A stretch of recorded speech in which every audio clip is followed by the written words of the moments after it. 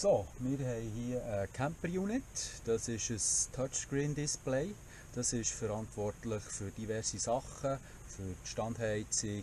Wir haben Standklima, wir können den Boiler steuern, Campingmodus und so weiter. Wenn irgendeiner von diesen Verbrauchern bleiben hängen und sich irgendwie nicht starten lässt, wird empfohlen, am besten das Display schnell auszubauen. Das ist keine grosse Sache. Man tut hier die Silberrähmchen abklippen. Unten und oben. Voilà. Dann haben wir hier einen kleinen Torx-Schraubenzieher. Dann wir hier die Schrauben rausdrehen. 4 Stück. Das habe ich schon vorbereitet. Und das Display vorsichtig heben. Rausnehmen. Und hier die 2 Stecker mal abziehen. Es sind sogar 4. Voilà.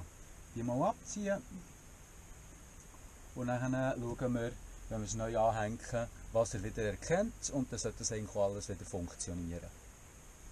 So, wir haben jetzt alle 4 Stecker abgezogen. Wichtig ist genau schauen, wo die Treffer sind gesteckt, weil nicht alle Steckplätze sind besetzt. Also tun wir sie wieder anstecken. Die kann man nur drüber schieben, braucht kein Werkzeug. So. Nummer 3. Nummer 4.